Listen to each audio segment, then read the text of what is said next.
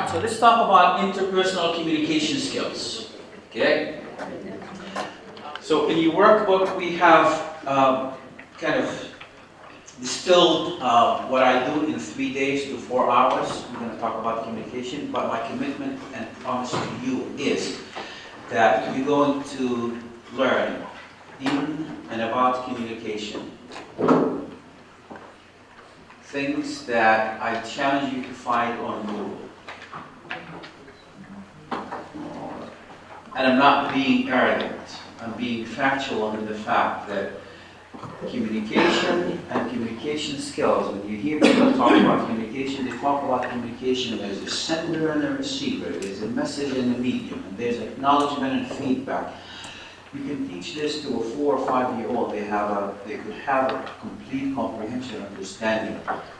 We're going to go above and beyond. We're going to look into some things that will make a difference in the quality of your life when you apply them.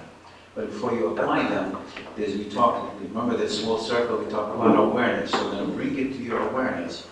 We're going to bring a comprehension to it, and then it's your choice, so you are apply it.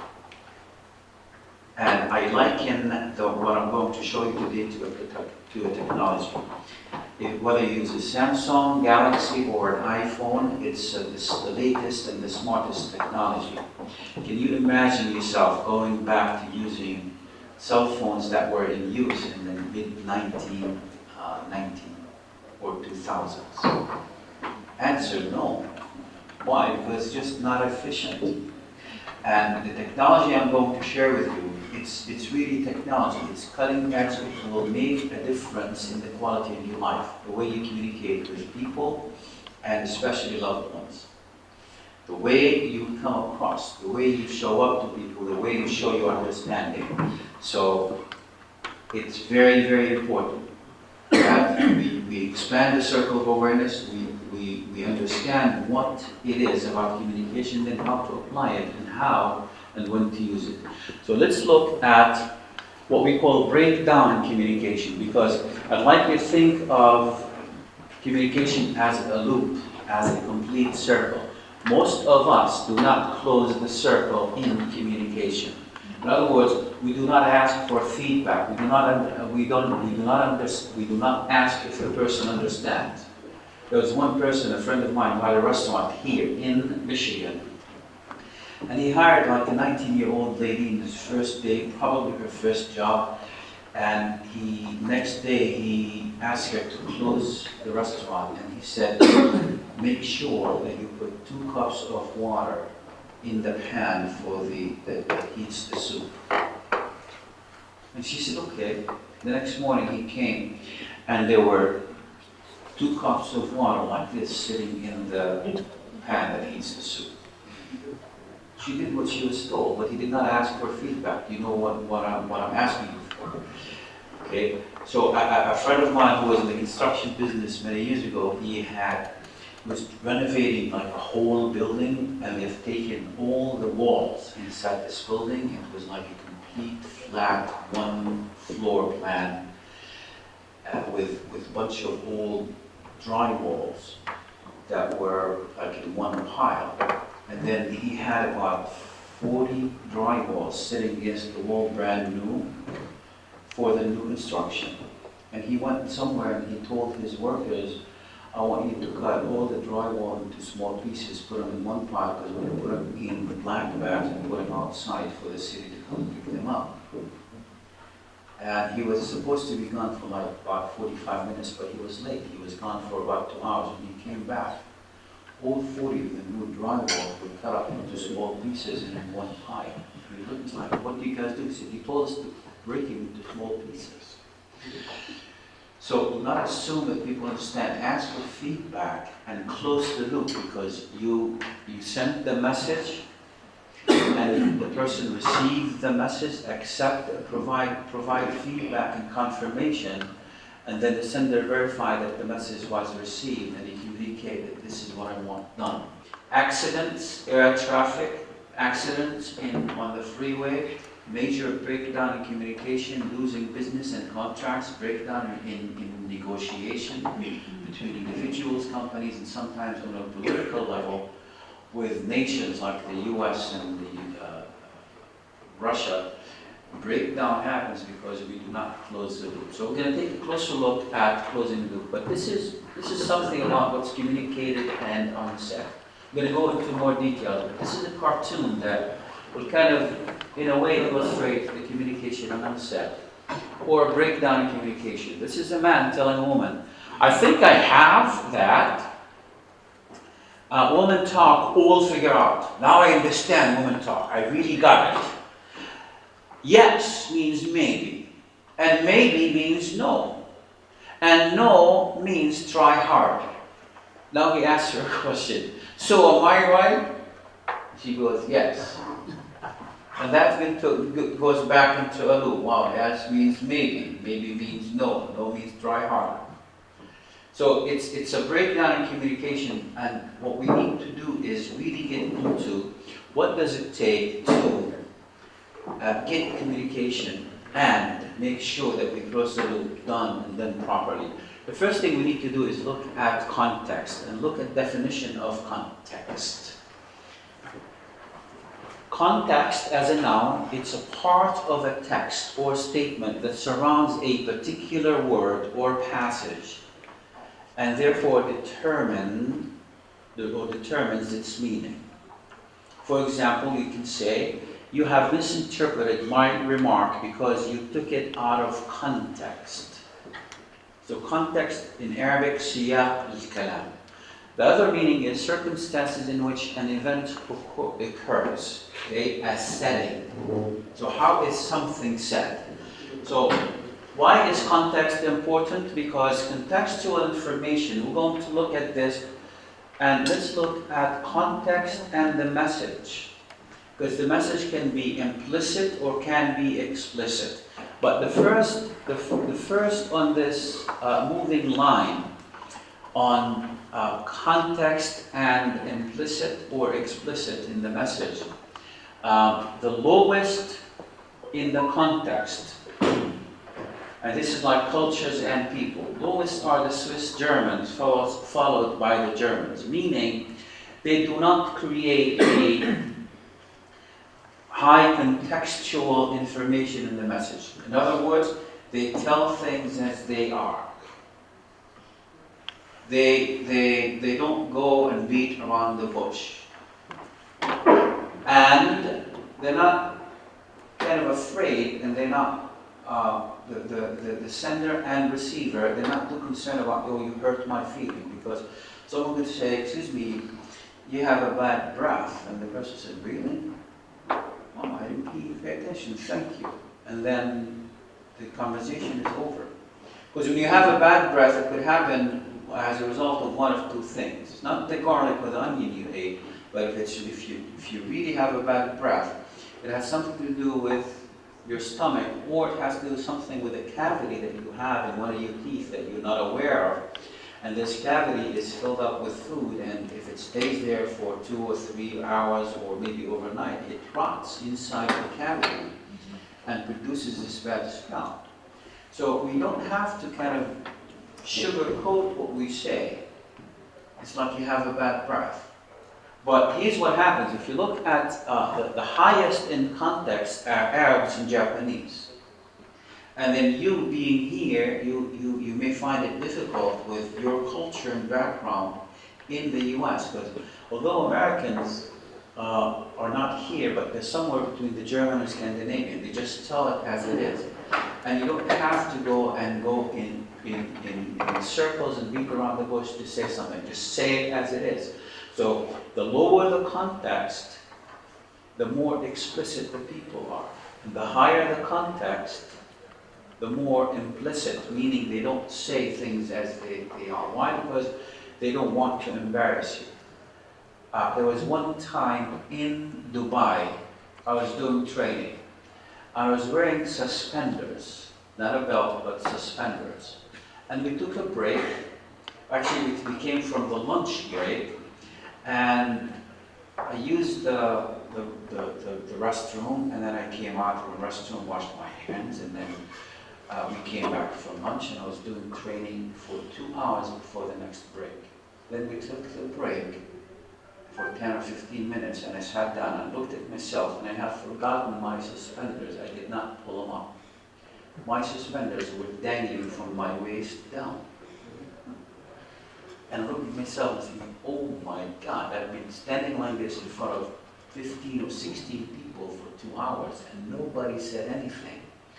So after the break, I said, you guys notice that my suspenders were like dangling down? And people said, well, yes. And I asked the next logical question, why did not no one said anything? And then the unanimous answer from the majority of the people, well, we didn't want to embarrass you. Then one lady said, I thought that's how you wear them.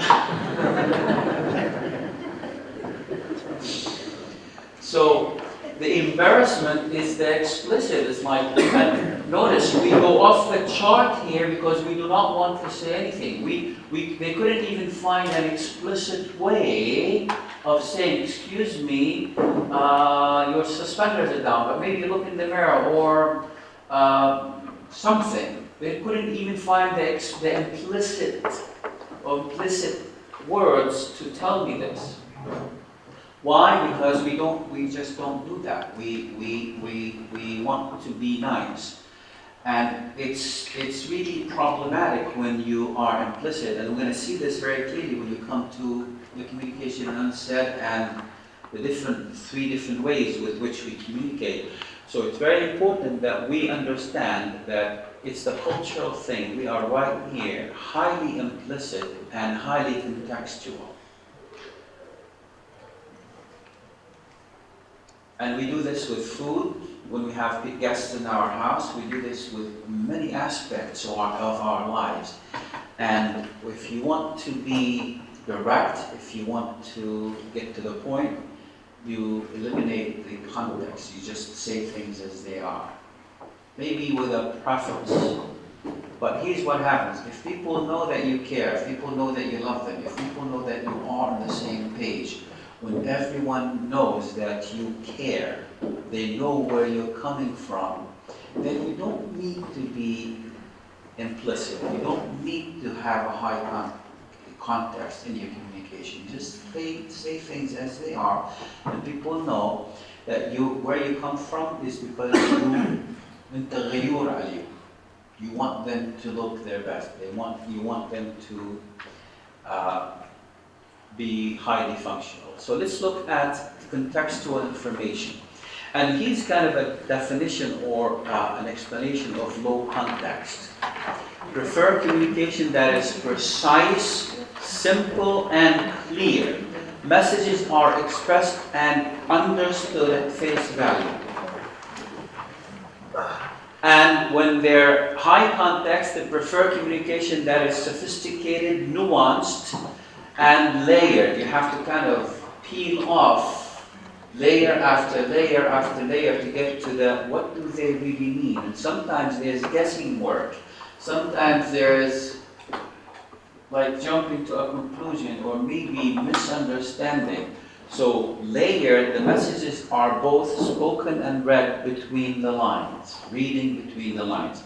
So if you look at low context in the US, Canada, the UK, Germany, Denmark, and Norway, versus high context like in Saudi or Yemen or any of the Arab countries, also Japan, China, Italy, and Spain.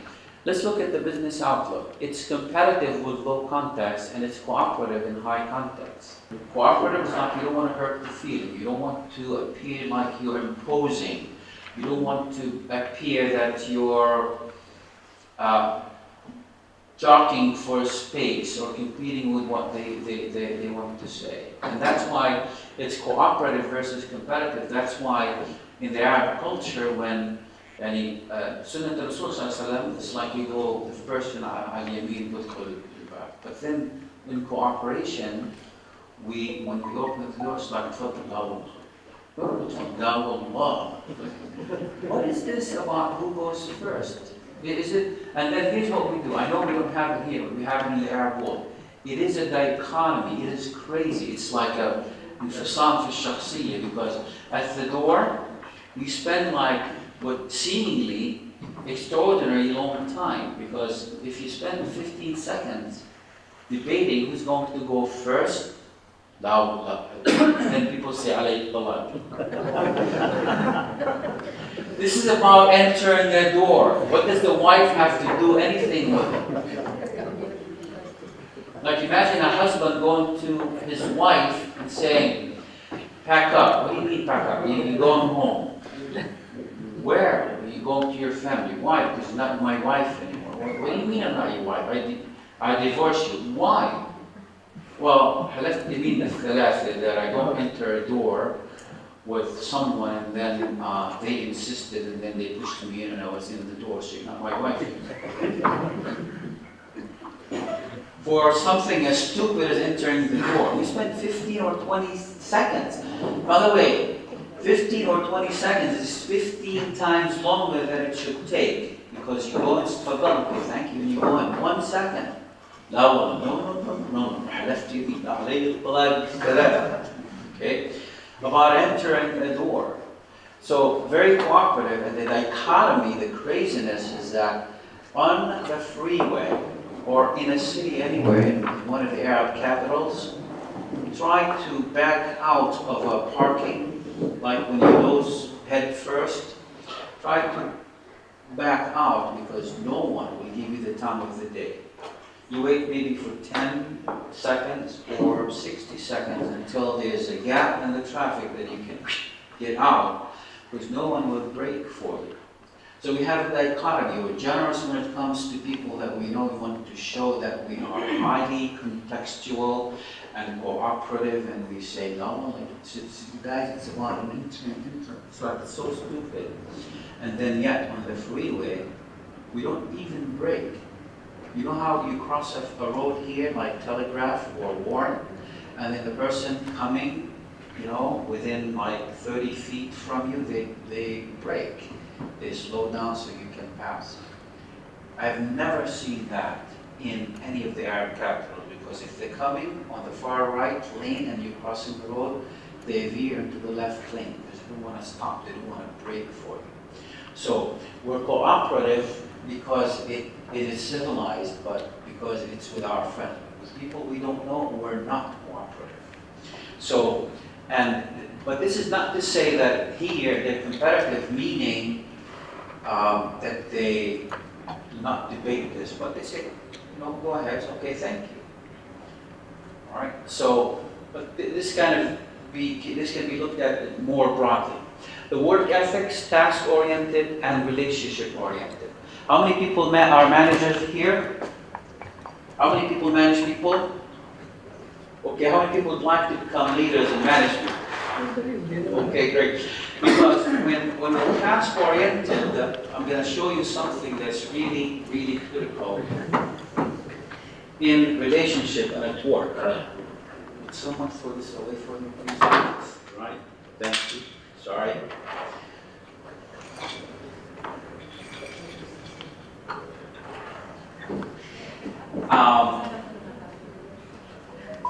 Task orientation. And then here we have people orientation. You can be low or high on task orientation, low or high on people orientation. So what happens when you have task orientation high and low, people orientation low? This is what happened at the restaurant in Abu Dhabi. Because the lady went to her boss and said, excuse me, my father died today. He goes, no, you have to be at work. I don't care. This is very callous. And we call it either or. And then there's no empowerment. This is very dictatorial. Now, what happens when you have task orientation that is high and people orientation that is high? What happens? Task orientation high, this is like good. environment and good management. But what happens when you have task orientation low and people orientation high? Person comes and goes, why are you late? Well, I'm having problems with my wife. Oh, really? What happened? Wrong question. It's none of your business. Ah, really? Have a seat, have a seat. Really? Well, yeah, it's like I'm having the difficulties, and like, oh my goodness, and then what are you doing about it? And then you spend the next 2 hours talking about it. The work environment becomes a social club. And here you want to ask, like, who in the world hired you when you don't have task orientation nor people orientation? And this is highly important for you if you want to become very successful, even if you're not a manager of other people, because you do not want to make the work environment a social club, and then you talk about the games, you talk about politics for extraordinarily long time, unreasonably long time. So I'm going to send you this. We're not going to cover this in its entirety, but maybe we can look at like decision-making process, logical, linear, and goal-oriented, where here it's intuitive and rational.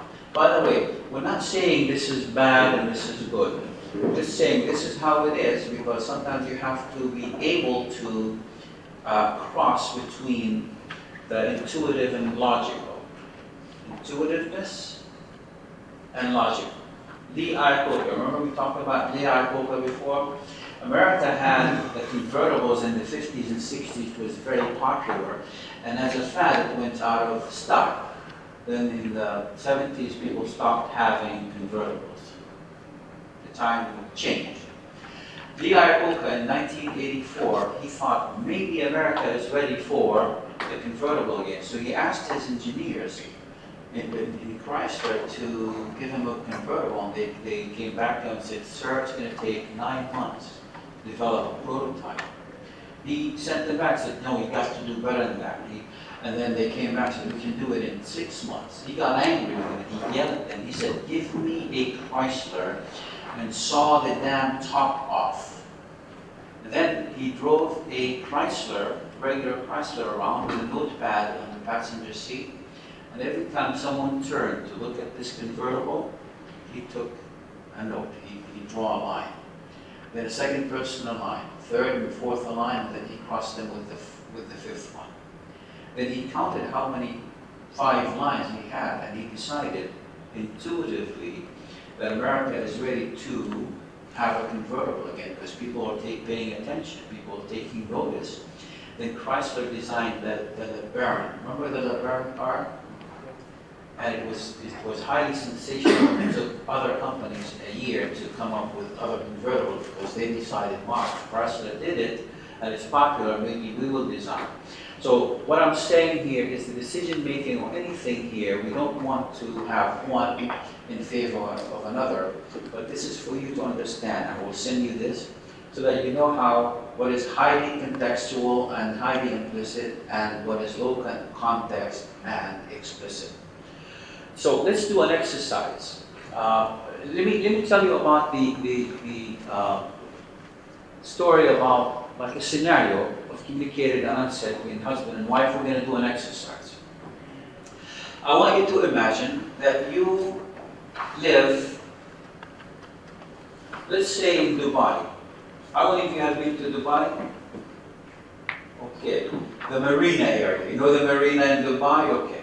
So let's say you have a nice apartment with your wife or husband in the marina, and it's around this time of the year, and you're planning your vacation for the New Year's, and you're going to Goa, which is a very nice vacation city in southern India. So you're going from January to December 21st until January 1st.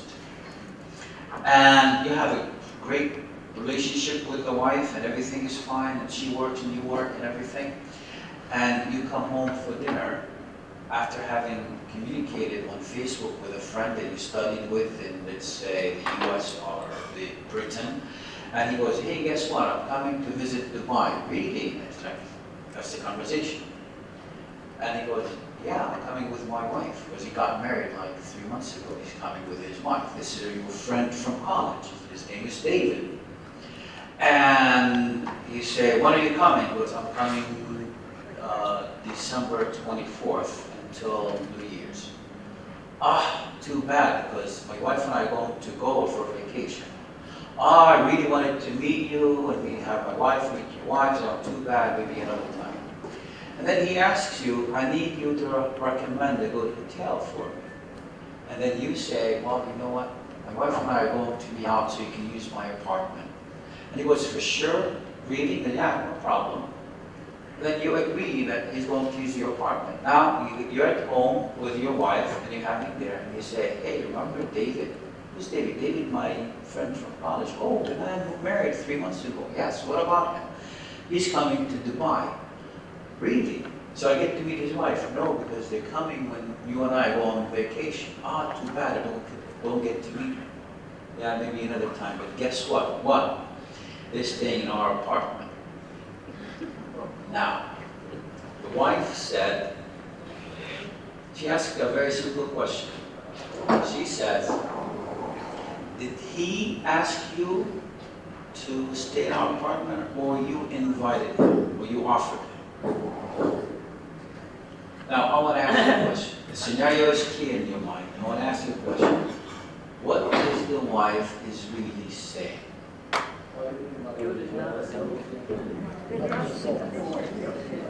What is she saying?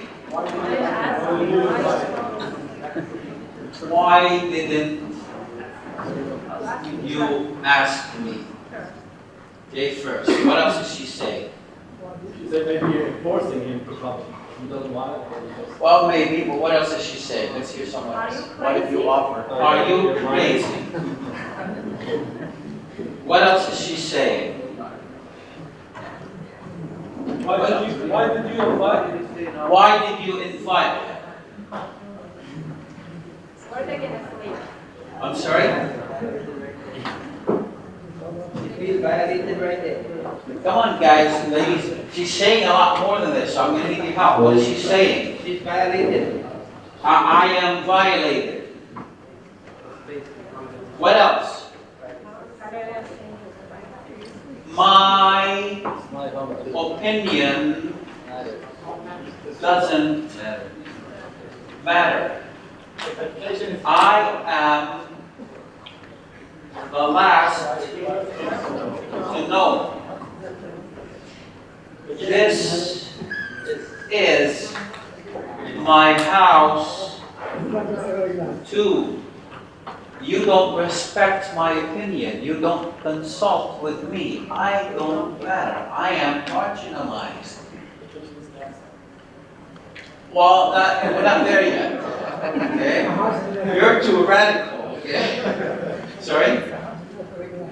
Yeah, he's not. Yeah, it's like all of these things are communicated and unsaid. Now, let me ask you a question. Do you see this? This could happen? Yes. Did you invite him? Did you offer him? Or did he ask you? Now, I'm going to ask you a question. If the husband sees that this is what she needs, okay? The way the husband communicates, by the way, we communicate at the rate of 150 words per minute, but we think at the rate of 600 words per minute. So while he's listening to her, all of these things he's reading between the lines. By the way, remember the graph we had? Contextual and very implicit. Because we're going to do a beautiful exercise together in a minute. Very implicit. She doesn't want to say all of these things, so she's implying them. I don't matter. This is your house, it's not my house. It's like I'm just a maid here, and then I don't partake in the decision making. It's like we're not a household. You're kind of a lone ranger, and you make the decision as if I don't exist, as if I don't matter, as if this is not my house. Very, very implicit. The husband sees it. Now the husband asks a question. Because what is the question? Did you ask? Did you offer, or did he ask you? The husband answers, what does it matter? Now I want to ask you, what does the husband say? I am the man here. It's my house. Yeah, I am the man here. I am the man here. What else? Shut up. Okay. I don't want to hear another word from you. I was thinking you don't mind. I thought you don't mind. What else? If you don't like that, you can leave the house. Yeah, if you don't mind, just pack and leave. Okay? And then in the Arab world, we say, what do we say about four walls in the Arab world? Yeah, if you don't like it, there are four walls. You can bang your head against all of them. Okay? That's what people say. So notice this. Highly implicit, highly contextual. The wife said, did you offer him or did he ask you? And the husband goes, what does it matter? And then she could say, what do you mean, what does it matter? And then pretty soon we have a heightened emotion, an escalation, and an argument, okay, and loud voices, and polarity, where at the extreme opposites, and the wife with tears in her eyes, she pushes herself away from the table and leaves her behind. And then we have hard feelings for 2 or 3 days, and possibly, like you say, the vacation will be cancelled. Why? Because they did not communicate with clarity. They have highly contextual and very implicit way of communication. I'm going to give you another scenario before we go to the exercise. I want you to imagine, let's say you are a news reporter with Detroit News or Free Press. And then you go to cover an important event. Let's say Hillary Clinton is coming to town. You go in there and then you want to go ahead of time. So you tell one of the photographer that we're going to leave in 20 minutes. Be ready. Then you go into your office and the editor-in-chief, he calls you and he wanted to talk about something that was in the paper or wanted to talk about something, how we're going to cover the news, what we're going to do. And then you're on the phone or meeting with him for 40 minutes. The photographer has been waiting for how long now? 20 minutes. And then you wrap up your conversation with the big boss and you go to the photographer and you say, are you ready? Good question, right? And the photographer says, I've been ready for 20 minutes. What is the photographer saying? You are. You are late, my patience wore thin, and I don't appreciate that. And the next time you're going to be like ready in 40 minutes, why don't you tell me 40 minutes instead of 20, because I could have done something. All of these things happen between people, and I want you to reflect personally because they could happen to you, and they do actually happen to us. Communicated and unsaid. So, in twos, and you can find a partner if you're kind of away from them, okay? Like, find a partner right now, and in twos, I want you to discuss, okay? Going back to the scenario of the husband and wife. What could have existed in the culture, okay, that if it did exist, this communicated and unsaid would not happen? And we kind of did this yesterday. It was a different exercise. I'm going to prime you up. I'm going to give you like 1 or 2 clues, okay? One is transparency. Another is love, true love. Okay. Then I want you to give me at least 10 things that would have existed between husband and wife that if they existed, they would not have or have had this kind of communication. Okay? 4 minutes, go ahead. Alright, so let's hear. What could have existed in terms of the relationship between the husband and wife that if it did, they would not have had that argument? Yes, sir. Respect.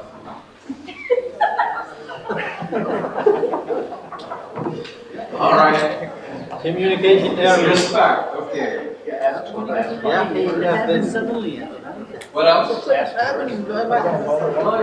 Well, what do you call it? Ask first. Ask first is a behavior, but Communication. Love. Communication early. Well, it's like we can call it courtesy. Yes. Yes, sir. Yes, ma'am. Consideration. I'm sorry? Consideration. Consideration, being considerate. Absolutely. Being considerate. Yes, ma'am. Sorry? Unity, we call it oneness. Sense of oneness. Consequences, that there will be consequences for not sharing Well, this that's- with his wife. Yeah, well, that's thinking about what could happen. But if you take into account the consequences, what do we call that? Being considerate or thinking ahead. That's very good. Evidence. Yes, ma'am. Compliment. Compromise. Compromise. Compromise, in other words, not standing your ground. Yes, lady in the back. Hospitality. Being generous. Okay.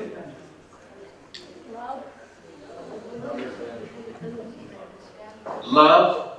Let's go to this side of the room. Yes, sir. Emotional intelligence. EQ. Very good. Yes. Forgiveness. Forgiveness or like being big-hearted. Yes. Yes. Acceptance. Acceptance. Very nice. Acceptance. Compassion. Trust. Big-hearted. رحابة الصدر وسعة القلب. Yes, sir. Communication, decision making.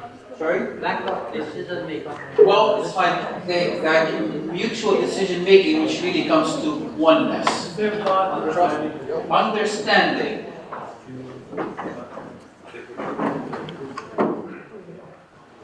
What else? Yes, ma'am. Patience. Beautiful. Flowers. Trust. Flower. Trust. Wisdom. Wisdom and self-confidence. Self. Mastering. Pay attention. Responsibility. Same respect. Self-respect. Consultation. Consultation, being like oneness. Spend more time with each other. Yes, absolutely, and we're understanding each other. So all of these things, if they existed, they would have eliminated the possibility for. So now, I want you to play a scenario. I want you to think like husband and wife, and I don't care who is husband or who's wife.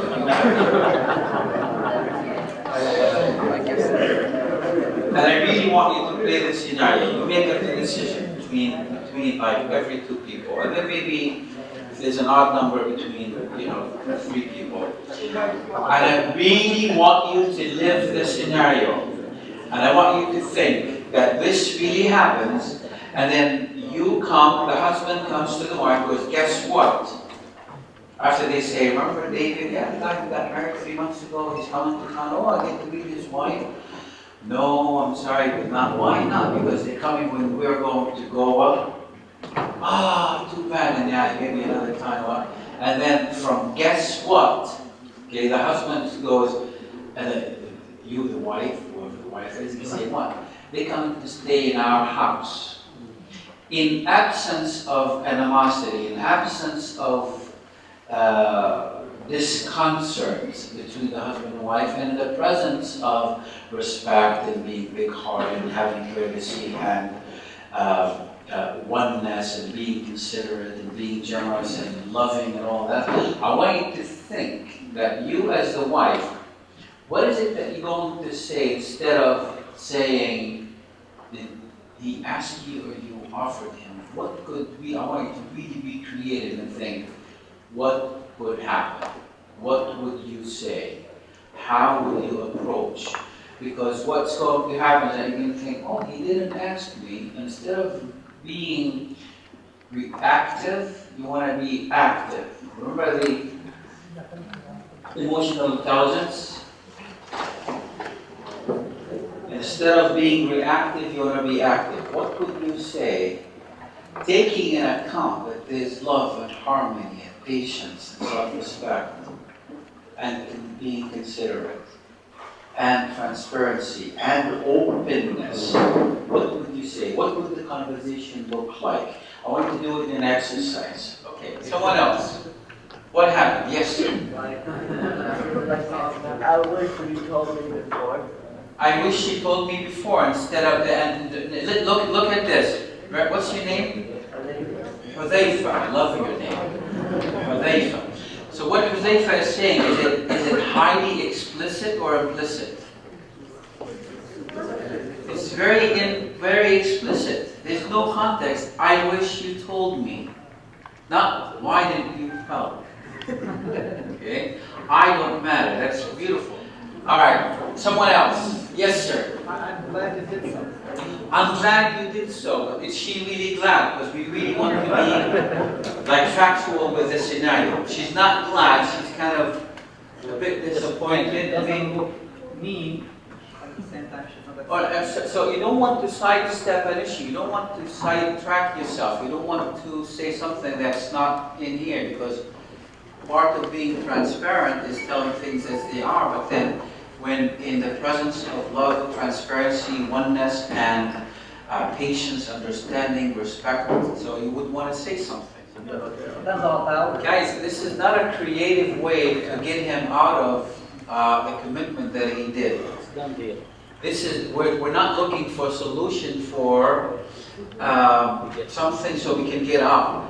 The lady is concerned that he did not ask her. That's what's going inside her mind right now. And instead of being very implicit and saying, I don't matter, I'm the last to know, this is my house too, do not consider it, what would she say? Yes, ma'am. I gladly honor your word. You promise I'll deliver. Okay, I honor you more than but what happened inside of her? What's going on inside? She's thinking, he did not ask me. And instead of being implicit, she wants to be explicit. So, how about this? Yes, sir. It would be nice, inshallah, for next time to discuss before. Yeah, it would be nice, inshallah. It's like, ala rahbi wa sa'a. I'm so glad you're honoring your friend and his wife. And I only have one thing, Atabi alayk. I only have one thing to tell you about this. I only wish that you had told me. It would make me feel like we're partners. It would make me feel that I matter. Then what would his response be when she says this? Sorry. By the way, is this explicit? It's very explicit. So ahlan wa sahlan. It's like, I'm so glad you're doing this to your friend. And it's just one thing. Allah yashamhak yahsin ilayk. What is it? I only wish that you would tell me ahead of time. It's like, I would like to be a part of this decision. You know what? The husband would say, you know what? You're absolutely right. I was taken by enthusiasm because I really like this guy. We were roommates and I wanted to honor him, and just I made the decision. So you're right. Maybe next time or something like this, we should have a discussion together. And then she would go into what you said earlier about, well, you know what? I think in honoring your friend, I think we should change the sheets in our guest's bedroom because the sheets are old. And then how about if when we leave, we order like a bouquet of flower to be delivered the day they arrive, etc., etc. So these are the kind of things that could happen between a lot of people when they are very, very implicit